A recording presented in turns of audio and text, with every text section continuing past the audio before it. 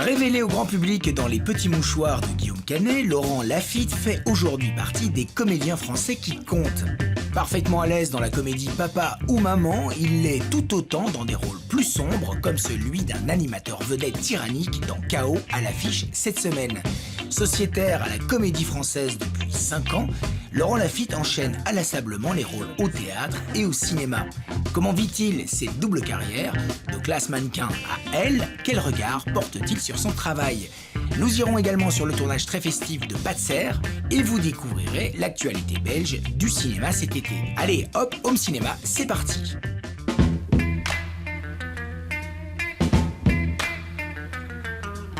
Bonjour Laurent. Bonjour. Bonjour Laurent Lafitte, bienvenue dans cette émission. Donc on va parler de ton nouveau film, K.O. de Fabrice Gobert. Fabrice Gobert, dont le premier film était Simon Werner a disparu.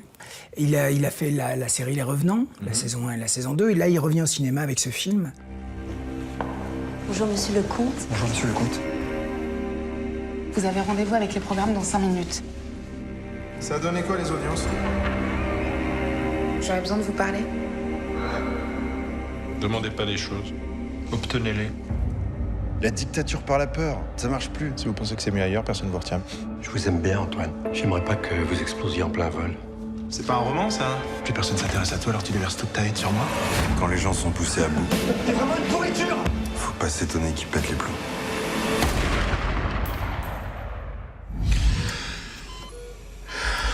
C'est un type assez puissant, Antoine Lecomte, qui dirige une chaîne de télé, qui va se retrouver dans le coma, je ne dis pas trop comment, et à son réveil, il se retrouve dans une espèce de réalité tordue. Il y a tous les éléments de sa vie, il n'est pas dans un autre monde, il est dans sa vie, mais il n'a plus du tout la même place, il n'a plus du tout le même rapport avec les autres. T'es un survivant, Antoine. Ta crise cardiaque doit te permettre de réaliser ce qui est vraiment important. J'ai pas fait de crise cardiaque. On m'a tiré dessus. Pourquoi vous voulez escalader la grille du domicile de Solange Roscoe? Parce que c'est chez moi. Je peux vous aider? Antoine. Qu'est-ce que tu fais dans mon bureau? Pourquoi est-ce que tout a changé? Laquelle de ces deux vies est la vraie? C'est la question qu'on se pose quand même pendant toute une partie du film. Il y a une réponse qui est difficile à trouver. Déjà au scénario, on s'amusait d'ailleurs avec Chiara parce qu'on n'arrêtait pas de se dire mais en fait on comprend pas le film qu'on est en train de tourner là. Je dis ben non, t'as raison. Et du coup en même temps tout est très clair, tout est limpide, sinon ce serait pas forcément agréable à regarder quoi. Les choses sont très concrètes et l'histoire avance de manière très concrète. Mais je n'arrêtais pas de demander à Fabrice, bon, c'est laquelle sa vraie vie? C'est laquelle sa vraie vie? C'est celle d'avant le coma ou celle d'après le coma? Et Fabrice ne voulait pas me répondre. Parce qu'il trouvait ça intéressant que je ne sache pas. T'as l'impression d'être devenu fou. Que tout le monde te ment. Tu crois que c'est possible? Il faut me laisser tranquille maintenant, allez rentrez chez vous. Solange, arrête, putain, merde. T'es en train de couler, Antoine. Tu vas entraîner tout le monde avec toi? Ne demande pas les choses. Obtiens-les. On croit connaître les gens et puis en fait, on se trompe tout le temps. En fait, je voulais savoir comment tu prépares un rôle comme Antoine Lecomte, en amont. Antoine Lecomte, j'ai pas voulu le surcomposer. J'ai pas voulu commencer à faire de méthode acting sur ce personnage-là, parce que déjà, c'est pas trop mon fonctionnement à moi. Et puis sur lui, je préférais essayer de saisir ce qui faisait qu'on le percevait comme quelqu'un d'arrogant, de détestable. Ce qu'il est. Oui, alors moi j'ai toujours du mal à condamner mes personnages. Ah non, mais je te demande pas, c'est sans jugement. Parce que moi je trouve que c'est une particularité que tu as dans certains de tes films, c'est que tu vas vers des personnages qui sont pas forcément aimables. Le personnage du Marion Vernou, il n'est pas forcément aimable. Non, mais je suis d'accord. Dans Elle l'adore, c'est pas aimable. Oui, c'est vrai. Mais j'essaie toujours de les défendre et j'essaie toujours de me mettre à leur place et de forcer l'empathie et de ne pas jouer ce que je pense d'eux. Tu te bases, pour construire ton personnage, exclusivement, tu t'enracines dans le scénario. Oui, après je peux avoir des références extérieures. Là, j'ai pas mal pensé à Jean-Luc Delarue. Pour Antoine Lecomte. Parce que Delarue, il y avait quelque chose en même temps assez solaire et quelque chose d'assez glacial. Et c'est quelqu'un qui s'est perdu dans le succès, qui s'est perdu dans le pouvoir. C'est pas un roman, ça? Bien sûr que si. J'aurais dû m'en douter, t'as aucune imagination. Qu'est-ce que tu fais? Je vais le faire lire à Delamarre. Tu fais lire ça à personne. Tu te venges, c'est ça? Mais qu'est-ce que tu racontes? Le type, là, ton héros, c'est moi, c'est ça? Est-ce que tu crois que t'as le profil d'un héros? C'est minable ce que tu fais. Plus personne s'intéresse à toi, alors tu déverses toute ta haine sur moi? Mais arrête, c'est pas toi, je te dis, t'es complètement parano. Et en plus d'être pervers et misogyne. Je pense que ce sont les événements qui vont créer l'empathie sur ce genre de personnage-là. Je pense que quand Antoine Lecomte se retrouve complètement perdu et devient comme un enfant, c'est à ce moment-là que l'empathie se crée. Mais on prend toujours souvent l'exemple de Psychose. Psychose, quand il planque le corps dans la voiture, qu'il pousse la voiture dans le lac, et que la voiture commence à s'enfoncer et elle s'arrête, et il y a le toit de la voiture qui dépasse, on ne peut pas s'empêcher de dire « Oh merde ! Merde, il va se faire choper, la voiture coule pas. » Mais ce sont des... Alors qu'on devrait être contre lui. Oui, mais... Il a poignardé une femme qu'on a suivie pendant 3 quarts d'heure. Et Antoine Lecomte, plus il sera arrogant, mais pas dans la démonstration, plus on assimera son arrogance et son côté dominateur et prédateur, plus l'empathie se créera dans les événements qui vont l'affaiblir par la suite. Donc moi, je fais confiance au scénario. Et dans Elle, c'est pareil. Elle, il devient une forme de victime de lui-même, alors qu'au départ, il est l'agresseur. Alors c'était comment?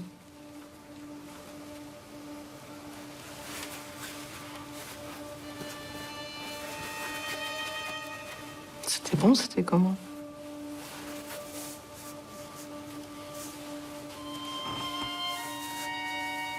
Répondez-moi, ça vous a plu? Tu as commencé très, très jeune, en fait. Oui. J'ai lu que tu avais commencé à 15 ans, tu as répondu à une annonce d'un téléfilm avec Michael Lonsdale. Donc, en fait, tu as un vrai sens de la vocation. Sens de la vocation, je sais pas. En tout cas, j'ai écouté la mienne et j'ai eu la chance d'être dans une famille où ça n'a pas posé de problème aussi. Mes parents m'ont laissé très vite me diriger dans cette voie. À partir de 15 ans, ils t'ont laissé te... Oui, parce qu'en fait, j'avais passé ce casting-là pour ce téléfilm en cachette et je leur en ai parlé que quand j'étais pris, puisqu'il fallait qu'ils signent une autorisation de tournage, parce que j'étais mineur.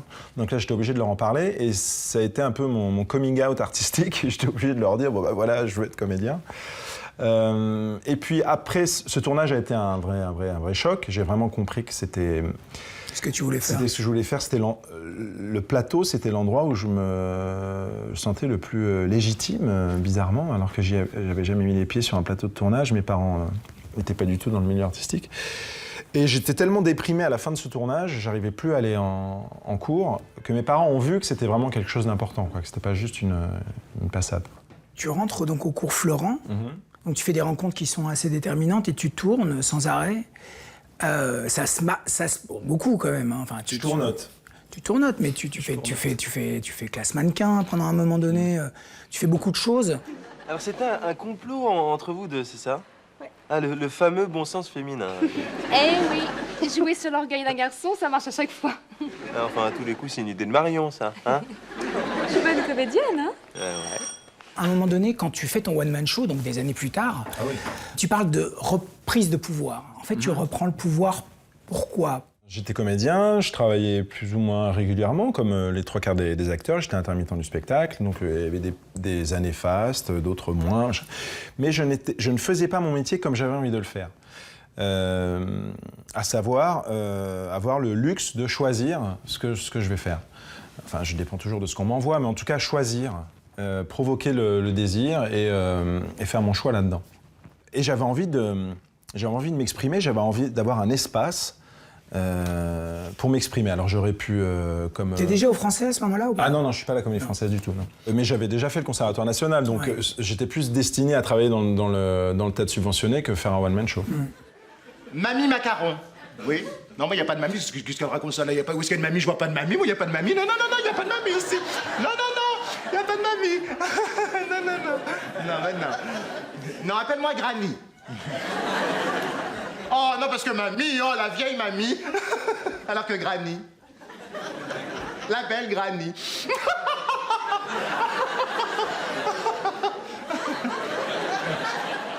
Il y avait une dichotomie entre mon univers, ce que j'aime en tant qu'acteur, et ce que je dégage. Et ça a été une vraie lutte, et je l'ai vraiment vécu comme une forme d'injustice, parce que je me suis dit, j'ai un côté un peu bourgeois, propre sur moi, voilà. Et si je ne montre pas mon univers, on ne le soupçonnera pas.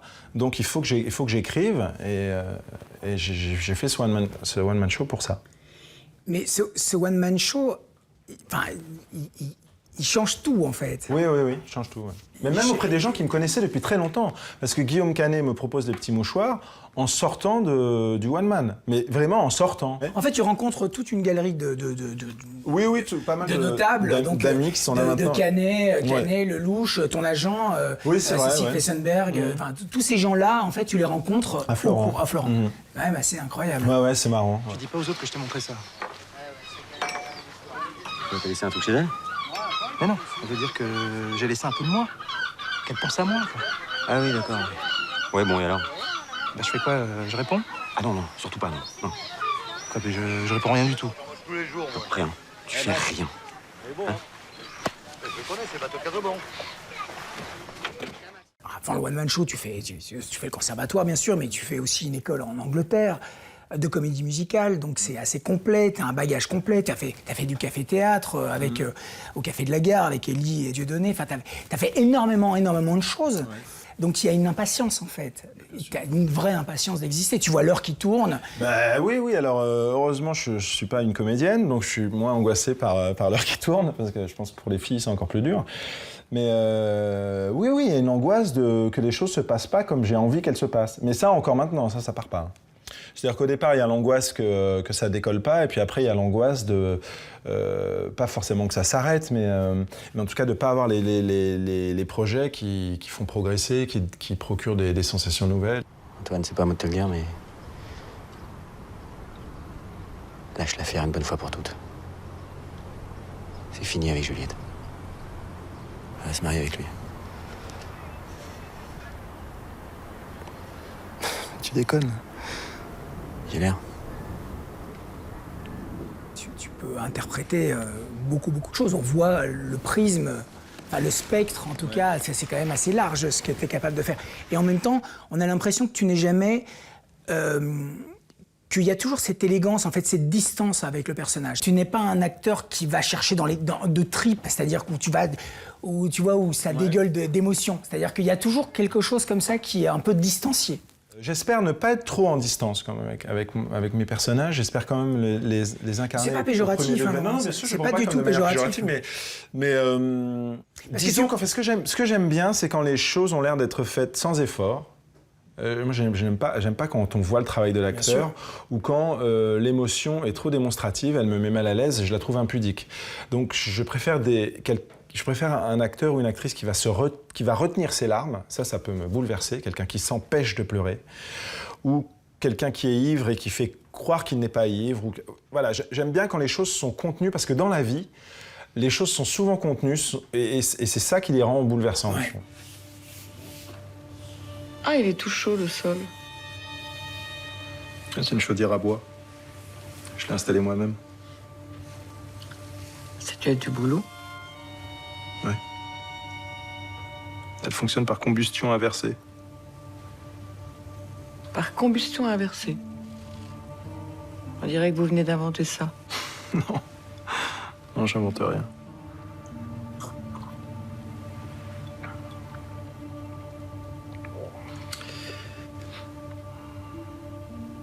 Elle est au sous-sol. J'imagine. Vous voulez la voir? J'ai l'impression qu'il y a une appétence en fait chez toi pour les rôles ambigus, en tout cas pour une forme d'ambiguïté. Et cette ambiguïté, si tu veux, elle est décuplée justement par cette espèce de physique que tu as, plus de jeune premier, parce que tu n'es plus un jeune premier. Je suis content d'être venu à Bruxelles pour me l'entendre dire. Non, mais tu vois, d'élégance, en fait, ce qui fonctionne très très bien, par exemple dans Elle, ou dans Elle l'adore. Je trouve que ça fonctionne admirablement, cette espèce d'ambiguïté, parce que tu es sympathique, mais en même temps démoniaque. Enfin, il y a quelque chose comme quand tu mets dans Elle l'adore, quand tu mets cette bague. Ouais, mais là, c'est le moment où il bascule. Ah ouais, c'est vraiment la bascule du personnage. On l'attend. En même temps, on l'attend. Personne ne sait que vous étiez là-bas ce jour-là? Si. Si, ma mère.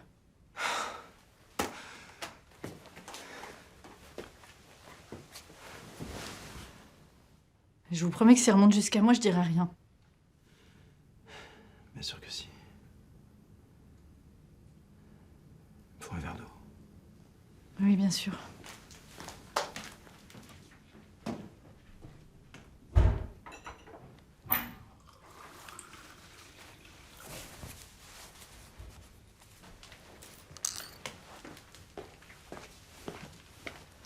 Au départ, faut pas oublier que c'est... Non, elle l'adore, c'est pas un meurtre, c'est pas un assassinat, c'est un accident. Certes, c'est un accident, mais... Je les défends toujours. Hein, non, mais bien sûr, non, mais t'as raison de les défendre. Moi, je comprends bien. C'est un accident. Non, mais c'est un accident, mais c'est quand même terrible. C'est un accident, mais oui, mais ça part d'un accident. C'est ça qui est intéressant, ça part d'un accident. Machiavélique. Bah, ouais, enfin... Moi, le moment après l'accident, franchement, j'ai vu le film. Et je t'assure, le moment après l'accident où on te voit posé dans le canapé et tu réfléchis et t'as l'idée, mais c'est vraiment en ambiguïté. Ouais. En ambiguïté, ce moment-là. Et ça, c'est quelque chose que j'ai l'impression, même dans Maman ou Papa, tu as cette ambiguïté. Il y a quelque chose qui est tordu, quoi. Enfin, bah oui. qui est tordu. Et en fait, j'ai l'impression que... C'est pour ça que je fais le cinéma, pour pas devenir un serial killer. Mais non, j'irai pas jusque-là. Non, mais je plaisante pas. Donc, papa va prendre un appartement juste à côté de chez maman. Comme ça, vous aurez 2 maisons. La maison de papa et la maison de maman. Non, c'est bien. Mais je trouve que tu souris beaucoup quand même. Bah oui, je vais pas faire la gueule en plus. Je trouve que le tandem avec Marina Foïs est vraiment incroyable. Il y a d'autres tandems. Hein. Je parle le tandem avec Virginie Efira dans Elle, le tandem avec Sandrine Kiberlin dans Elle l'adore, ou Chiara Mastroianni dans qui est moins développé en fait. Mais le tandem avec Marina est quand même assez exceptionnel. Il y a une alchimie, il y a vraiment quelque chose qui fonctionne admirablement bien. On se connaît depuis longtemps, bah, Cours Florent. On s'est rencontrés au Cours Florent aussi.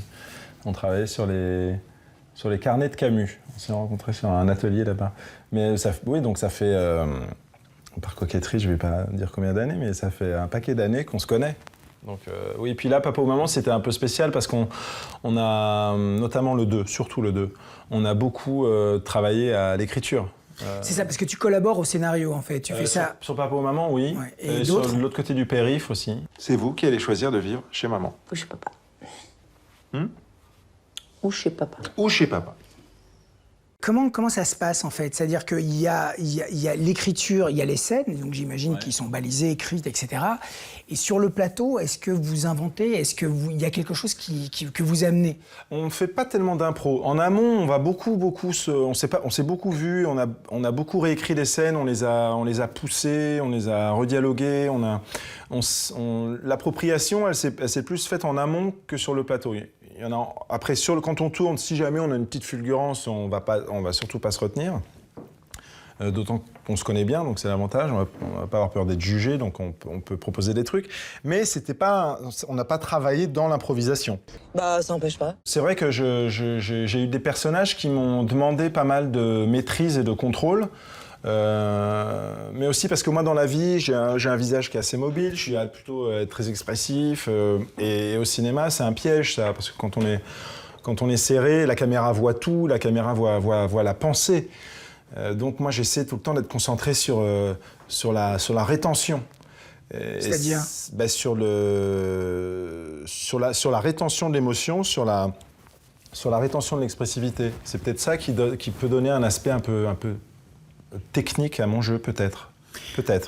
Mais je travaille là-dessus et j'essaie de progresser là-dessus et d'être plus sur le lâcher-prise et l'émotion qui m'échappe. Oui, mais ça, c'est vraiment aussi un rapport au metteur en scène. C'est-à-dire que, de toute façon, on est toujours dépendant des metteurs en scène, de ce qu'ils projettent sur nous. Il n'y a pas de grands acteurs sans grand rôle, comme disait Gabin, je crois. Ouais. Donc après, on est tout le temps tributaire de ça quand on est comédien. Mais Est-ce que tu vas chercher des metteurs en scène aujourd'hui? Puisque aujourd'hui, tu es devenu quelqu'un qui compte véritablement dans le cinéma français. Tu es vraiment devenu un acteur bankable. On monte des films avec ton nom très facilement. ça dépend des sujets. Hein. On peut monter une comédie peut-être facilement sur mon nom, mais là je tourne le prochain film de Sébastien Marnier, qui a fait l'excellent Irréprochable l'année dernière avec Marianne Foïs. C'est un sujet, le scénario, c'est un sujet difficile. On a du mal à le financer. On va le faire dans une économie tendue. On va le faire, on commence la semaine prochaine. Mais je veux dire, mon nom ne débloque pas des budgets sur n'importe quel sujet, quoi.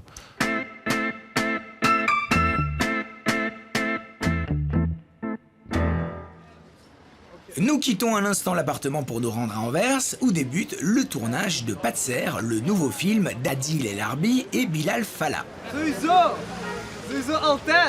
Après la réussite de Black, le duo de réalisateurs était très attendu. Courtisé par Hollywood, il devait mettre en scène le flic de Beverly Hills 4, un projet mis au frigo, et c'est finalement chez eux, avec un film 100% belge, qu'ils repartent de plus belle.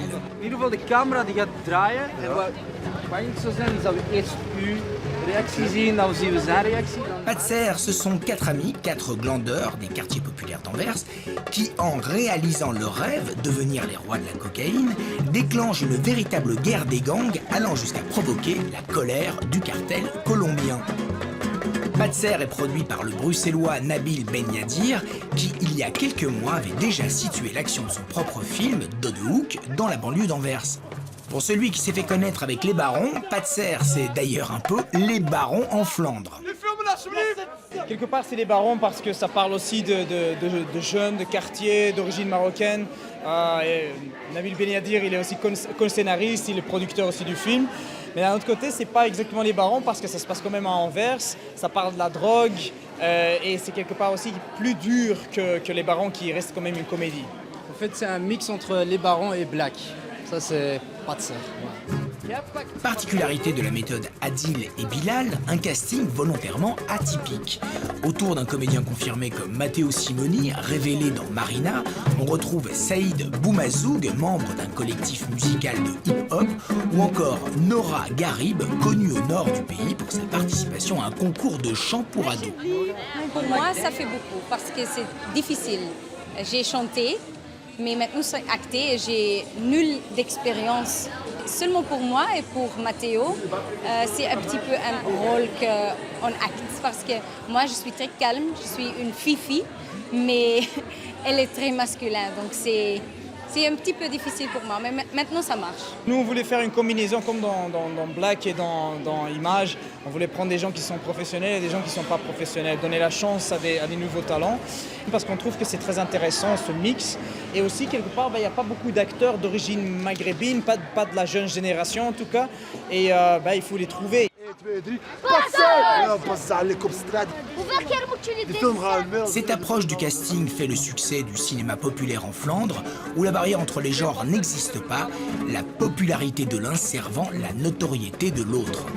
Preuve en est avec la présence massive des médias sur le tournage, du news télé au magazine féminin en passant par les talk-shows humoristiques, un dispositif difficilement imaginable de ce côté-ci de la frontière linguistique. Si on veut avoir un gros succès au cinéma, on va avoir des gens de toutes les classes, de toutes les origines, et le fait qu'il y a la presse de plusieurs côtés qui viennent, ça nous rassure quelque part quand même qu'il y a de l'intérêt pour ce film qui sera vraiment un film belge.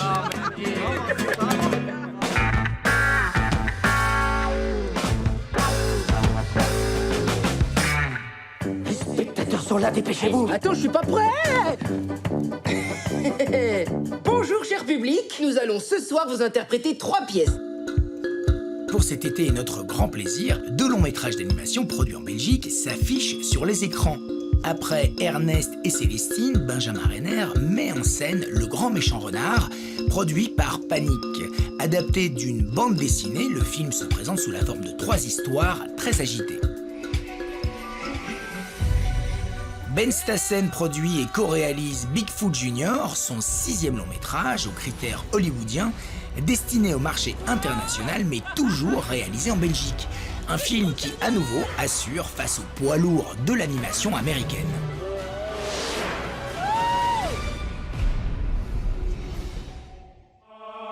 Un thriller moyenâgeux dont l'action se situe en Irlande, c'est Pilgrimage, le voyage périlleux d'un groupe de moines à travers un pays déchiré par la guerre et les superstitions. À noter ici que les scènes de forêt ont été réalisées dans la région de Spa. Forcément, le film est une coproduction belge avec la participation de BTV. À noter aussi que le rôle principal du jeune novice est tenu par Tom Holland, le nouveau Spider-Man à l'écran. How far do you think you can get?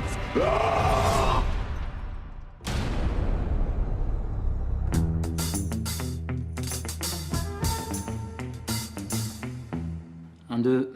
1, 2. Test, test, test. Test, test, test. C'est bon là? Princesse perd la raison. 50 ans d'aide à la création cinématographique en Fédération Wallonie-Bruxelles, ça se fête.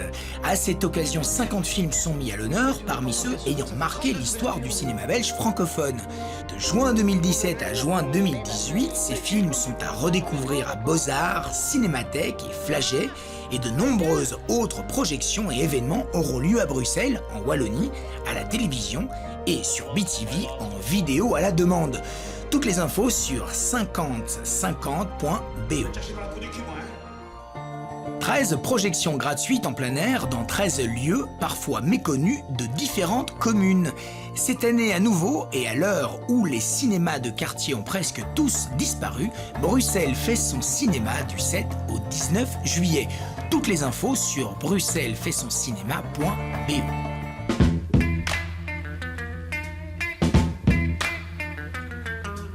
Tu fais beaucoup de théâtre, tu continues. J'imagine que ton emploi du temps aujourd'hui au cinéma prend beaucoup de place. T'es un peu moins à la Comédie Française. Non, je suis plus au théâtre qu'au cinéma. Ah bon? Oui. Oui, parce que la Comédie Française, c'est vraiment toute l'année, même parfois quand je tourne. Et après, parfois, il y a des trous, donc j'en profite pour tourner. Ou quand ça se tourne à Paris, je peux tourner la journée et être au théâtre le soir. Laurent, ça a été un vrai plaisir de te recevoir. Je souhaite vraiment longue vie au film de Fabrice Gobert. Oui, moi aussi. Ouais. Parce que c'est un bon film et c'est un film ambitieux. Très bien. Merci beaucoup, Laurent. Merci. Quant à nous, on se retrouve à la rentrée. En attendant cette émission, vous pouvez la revoir sur le site de BTV. Et jusque-là, merci, salut, au revoir.